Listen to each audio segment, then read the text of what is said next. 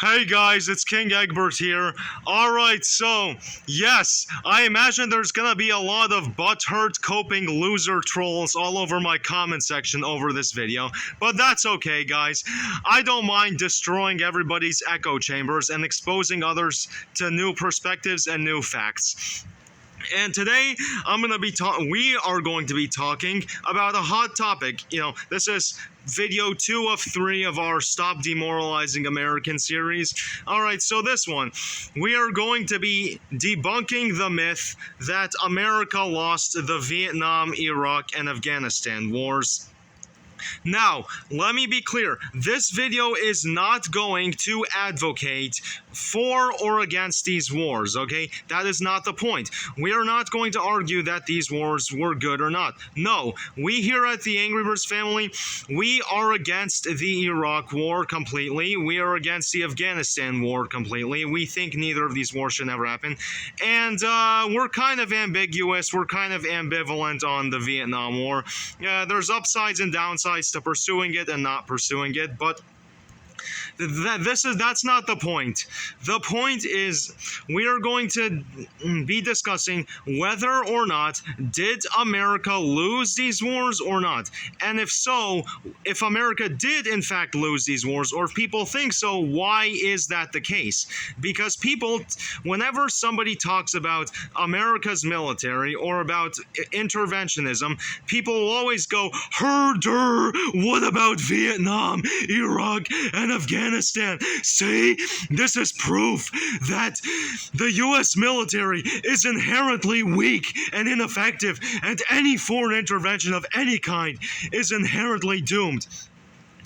So yeah, we want to counteract that narrative and explain why that narrative that IRGC bot farms are flooding everybody with on the internet now, why that narrative is 100% complete and utter bullshit.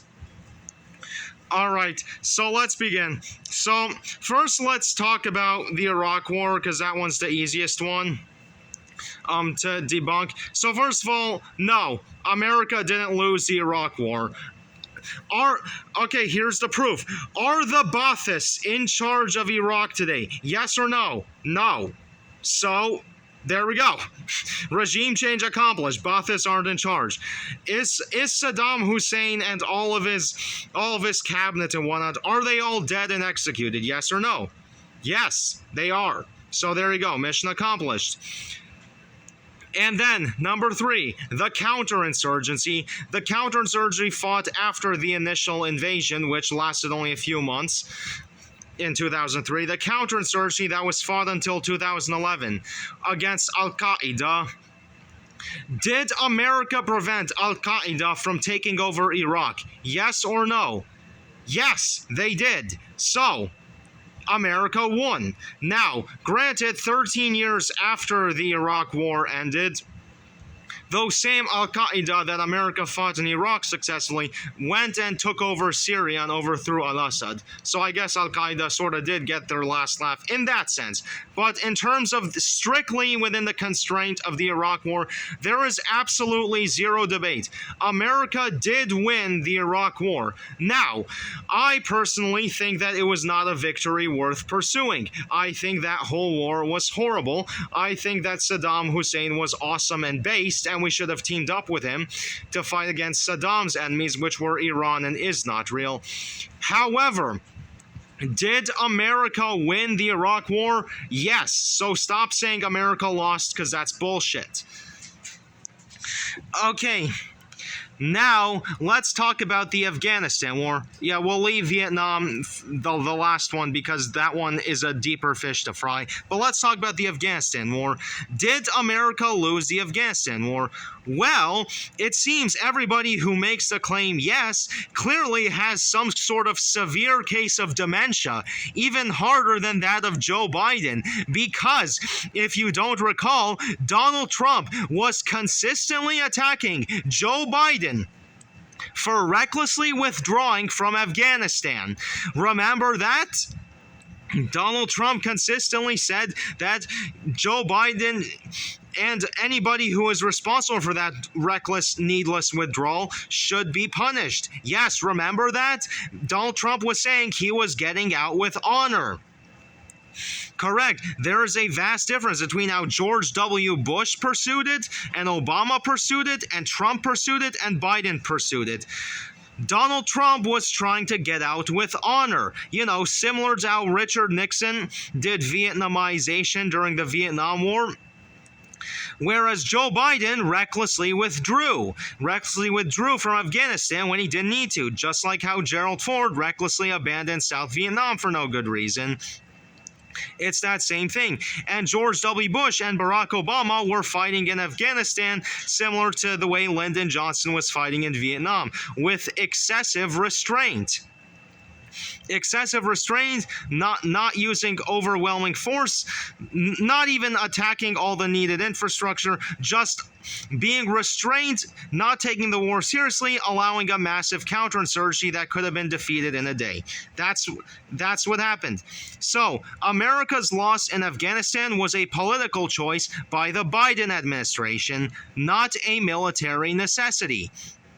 And by the way, people seem to forget about the Iraq, Afghanistan, Vietnam wars, that America wasn't fighting alone. In the Iraq war, it was the US, the UK, Poland, and I think maybe Australia.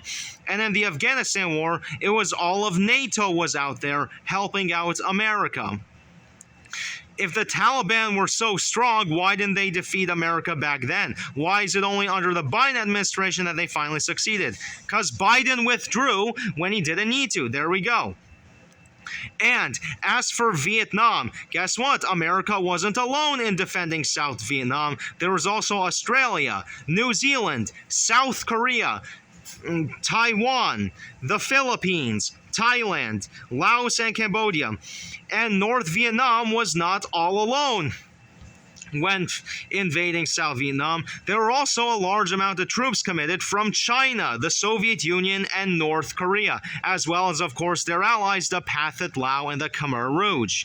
So there you go. So framing it as US and South Vietnam against North Vietnam is wrong. But now, let's talk more in depth about the Vietnam War. So, Red, take over. You should take over because you're red, just like the color of North Vietnam. I know, isn't that crazy? But all right, so let's talk more in depth about Vietnam. So, there is a massive difference in the strategies pursued by Lyndon Johnson, Richard Nixon, and Gerald Ford. So let's talk first about Lyndon Johnson. So, Lyndon Johnson put far more restrictions on U.S. military personnel than had been the case in the Korean War. And 4-star generals and 4-star admirals constantly complained that this was highly inappropriate. Here are some examples of restrictions Lyndon Johnson put on the U.S. military. For example, soldiers could only shoot with intent to wound at the lower extremities. Airplanes couldn't blow up surface-to-air missiles unless the SAMs fired first. And Hanoi, the North Vietnamese capital, and Haiphong, North Vietnam's main port, were off limits completely from carpet bombing during Operation Rolling Thunder. In fact, Lyndon Johnson and Robert McNamara were constantly harassing American pilots, and they were from the Situation Room with Lyndon Johnson in his pajamas telling them which targets to hit.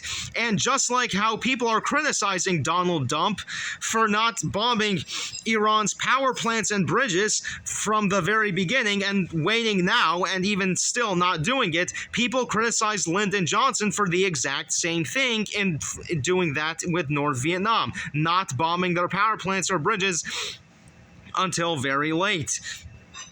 And also, now, enter Richard Nixon.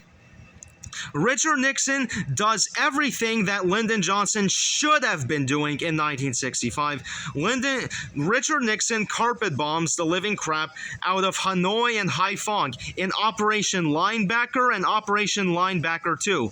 He also carpet bombs the living crap out of Cambodia in Operation Menu and Operation Freedom Deal.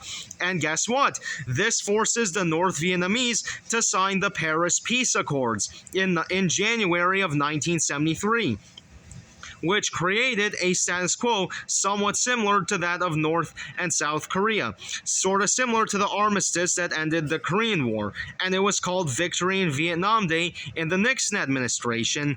But then, what happened? Well, Nixon was forced to resign as part of the Watergate hoax, and Gerald Ford was installed. And by the way, speaking of Nixon, Nixon had made a commitment because in 1973, Richard Nixon withdrew all American military personnel from South Vietnam and made a promise that they would replenish every lost military equipment by South Vietnam one for one on a piece-by-piece basis. Gerald Ford, who took over in August 1974, betrayed that promise. In December of 1974, Congress very, very narrowly passed the Foreign Aid Act of 1974 that drastically reduced all the military support that Richard Nixon had promised to South Vietnam. Gerald Ford could have vetoed that act and saved South Vietnam, but instead what he did was he signed it into law. And thus, the North Vietnamese saw their chance, and they launched a massive offensive in spring of 1975 that led to South Vietnam's collapse and that led to millions of people from Vietnam, Laos, and Cambodia fleeing as boat people. That's what happened. And by the way, in 1974 and 1975, there were no U.S. military personnel in South Vietnam. There were only CIA personnel. Those famous photographs you see of Saigon in 1975 with the helicopter evacuating people, yeah, those are CIA officers helping people evacuate onto chartered CIA helicopters. They are not U.S. military personnel evacuating people on U.S. military helicopters. So guess what that means? The U.S. military was not defeated in Vietnam. Why? Because the U.S. military wasn't even in Vietnam when South Vietnam finally collapsed, when the offensive to defeat South Vietnam finally happened. So the reason why South Vietnam fell was not because North Vietnam defeated the U.S. military. It's because Gerald Ford, for no good reason, recklessly abandoned South Vietnam when he completely didn't have to. Just like how Joe Biden recklessly abandoned Afghanistan. That's what happened. America did not lose in Vietnam. America did not lose in Afghanistan. America did not lose in Iraq. Any claims otherwise is bullshit and nonsense slopaganda. It's that simple. America could have won Vietnam way back in 1965 if Lyndon Johnson had just done what Richard Nixon had done, and if Gerald Ford had maintained Nixon's commitment to South Vietnam, and Afghanistan wouldn't be run by the Taliban today if Joe Biden had been doing what Donald Trump had been doing in Afghanistan, and actually up the ante up a bit harder. And America did not lose in Iraq. I don't know why people claim that. Like, these people, dude, a basic Wikipedia read about the Iraq War disproves that. Saying America lost Iraq is like saying America lost World War I and World War II. It's nonsense. That makes no sense. If you disagree with these wars, that's a whole different story. Yes, I also disagree with Iraq and Afghanistan, and in some ways even Vietnam. But we didn't lose these wars. That's nonsense. And also, so one thing I would like to mention is that, the powers, so as we mentioned in our previous video, the powers that be created the Vietnam War and then created the anti-war movement to brainwash a whole generation of Americans to hate their country. Yes, and part of that was due to loosening restrictions on press freedom during the Vietnam War. Probably as a result of Supreme Court cases, repeal of sedition laws, probably stuff like that. Because remember how we mentioned in a previous video, up until 2015, China had the death penalty for spreading rumors and undermining morale during wartime. And in the United States, we also sort of used to have those kinds of laws too, up until the 60s. That's why the fake news media wasn't able to demoralize Americans and make them lose the American Revolutionary War and the Civil War and World War I and World War II and even Korea. You know, just to give you a perspective of how much our fake news media backstabbed us, our fake news media constantly depicted America's soldiers as baby killers. Sound familiar? Sound familiar to how the fake news media keeps screeching and bitching all day about America blowing up a girls' school in Iran? Blah, blah, blah, blah, blah. So stupid. And also the US fake news media even was leaking planned US troop movements in Vietnam. Isn't that crazy? Even China and the Soviet Union didn't do that. The American backstabbing fake news media did that. You know what else the backstabbing fake news media did? They also exposed Operation Popeye. The New York Slimes magazine in particular exposed Operation Popeye, which was a cloud seeding operation done by the U.S. Air Force over the Ho Chi Minh Trail from the U.S. Air Forces in Thailand using F-4Cs and WC-130s. And spraying the clouds with silver iodide to increase rainfall and make the Ho Chi Minh Trail slippery. Now that is some badass stuff. Imagine what kind of weather modification technology they have today. But still, fake news media betrayed us, bro, and exposed us, and that's absolutely horrible. Yeah, and you know, one thing that I really don't like is, you know, it's so horrible that these morons keep pointing to Vietnam, Iraq, and Afghanistan all the time as proof that the U.S. military never wins wars. Because first of all, you know, because there are a lot of awesome stuff about, Vietnam's policies, Vietnam's politics and Vietnam's economic system that, I personally admire a lot and I wish America would imitate. And unfortunately, I'm afraid to say that because I'm afraid of being lumped in with all these freaks. These anti-American, quote-unquote, anti-imperialist freaks. Oh my god. Bro, anti-imperialism is like the stupidest thing anybody has ever said. Like, anti-imperialism has never been a valid argument ever.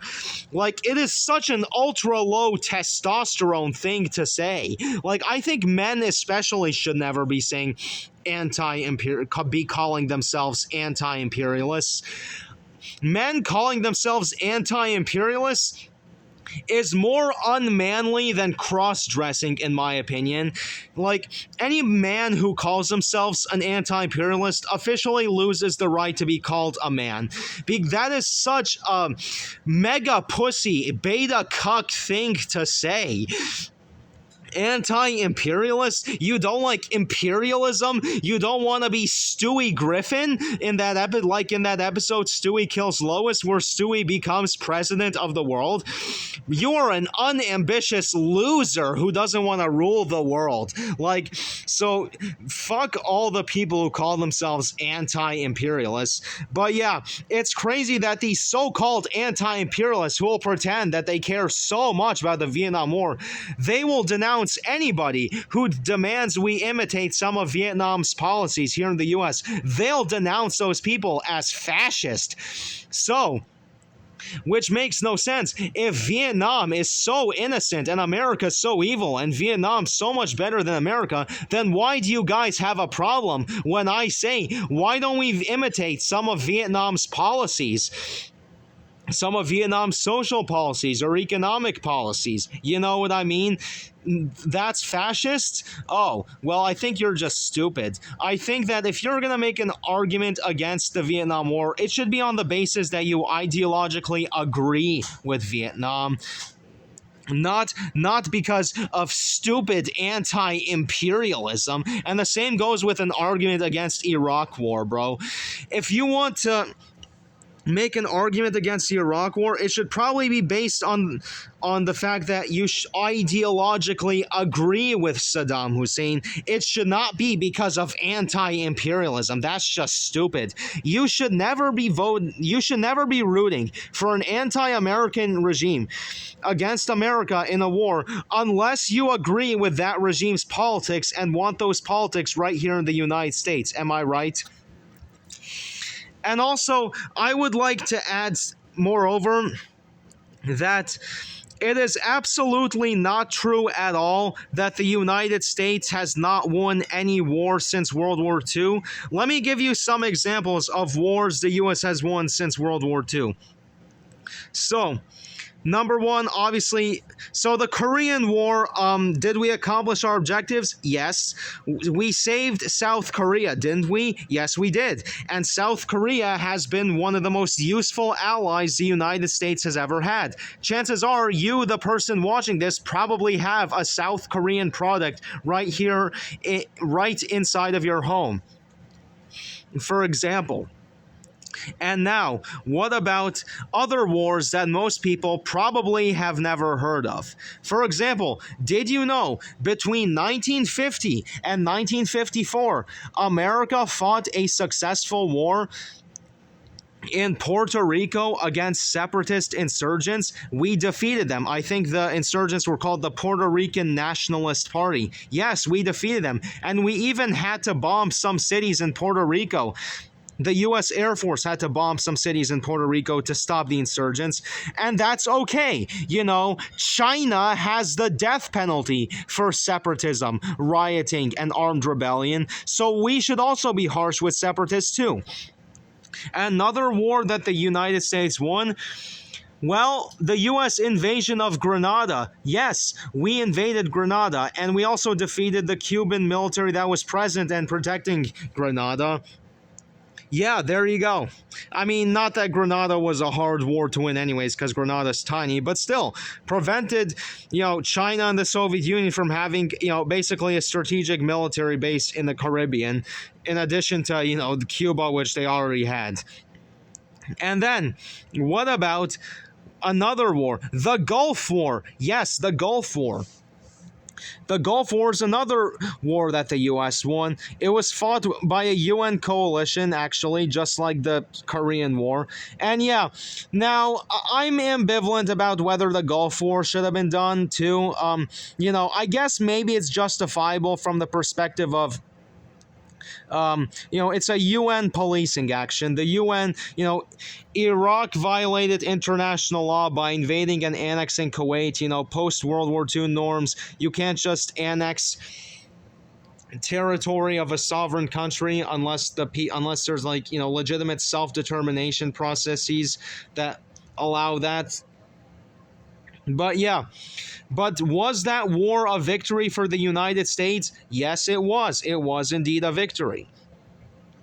But overall, in general, when America does lose wars, whether it be, how we're not really winning the war in Iran right now, or whether it's we're not winning, or how, people will say nonsense about other wars I'm not going to bother listing. But yeah, it's usually because American commanders don't commit to total victory. Because, or not really American commanders, American politicians. The military wants total victory. The military wants to carpet bomb the living crap out of our adversaries. It's the politicians that are always in the way. The politicians, and also even the fake news media.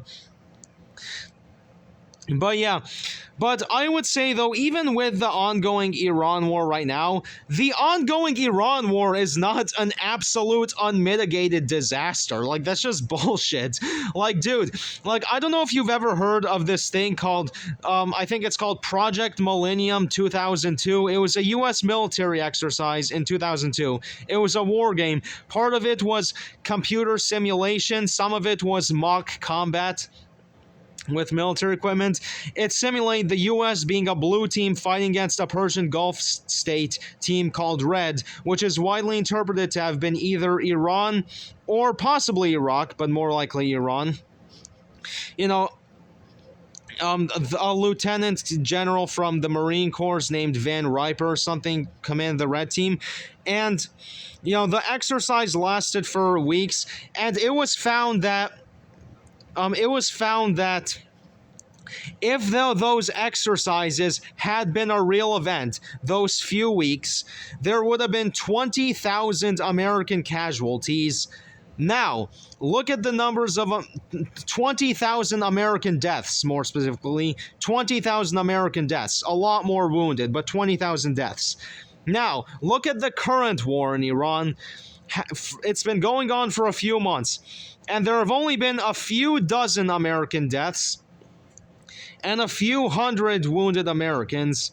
So, what does that mean? It means since 2002, since Project Millennium was set in 2000, it was happened in 2002, meant to be set in 2007. But what it means is that since the 2000s, technology has radically improved. That even with the war situation in Iran, even though it's not being fought in a way that gives America the clear advantage because of excessive restraint by Donald Trump, still, it is not an unmitigated disaster. It is not what Chris Coons would describe as a colossal strategic failure. Compared to Project Millennium 2002, this war in Iran is still going kind of okay. And there's also, since I have a little bit of time, actually, I'll let King Egbert make this last point. Yeah, so one thing I want to talk about the Iran war is the oil prices. People complain about gas prices. And guys, there are two reasons why their gas prices are so high in the United States. And Iran war has absolutely nothing to do with them. It's because, number one, because America's oil and gas is fully privatized, instead of being fully nationalized like it is in most countries. And number two, because since the 1960s, environmental lobbyists have been bribing American politicians to not drill for all the oil we already have, and instead force us to import from the Middle East when we don't have to. When we have so much oil here in the US, and we can import so much more oil from Canada, which has even larger oil reserves. So much oil in the US and Canada that we don't need to import oil at all. And yet we still do, because environmental lobbyists bribe us not to drill for the oil we already have. So the only thing the Iran war is doing is it's exposing these weaknesses of America not fully nationalizing its oil and gas industry and not drilling for its own oil.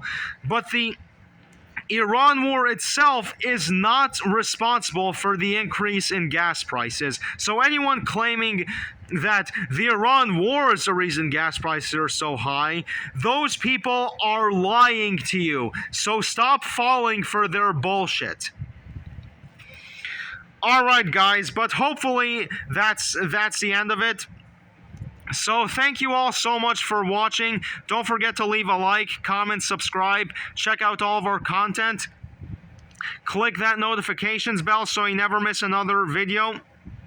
And help us win the YouTube arms race against Mr. Beast by making us the first YouTube channel in world history to get over 1 billion subscribers. This has been J. Edgar Vacuum Cleaner and the Angry Birds family. Peace!